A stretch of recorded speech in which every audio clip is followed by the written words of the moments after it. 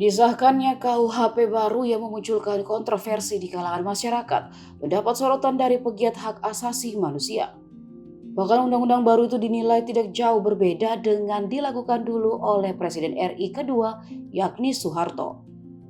Asfinawati mengatakan rezim Presiden Joko Widodo atau Jokowi saat ini mirip dengan masa Orde Baru ketika Soeharto menjabat sebagai presiden. Salah satunya adalah aksi demonstrasi yang dibatasi. Di Undang-Undang baru, aksi demonstrasi tanpa pemberitahuan bisa berujung pada hukum pidana.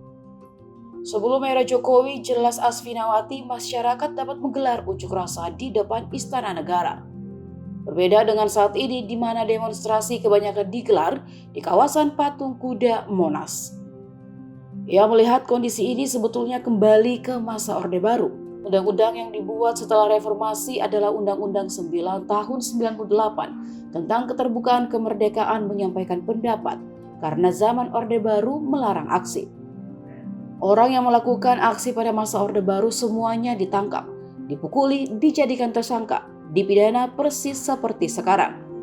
Lanjut mantan Ketua Umum Yayasan Lembaga Bantuan Hukum Indonesia atau YLBHI ini.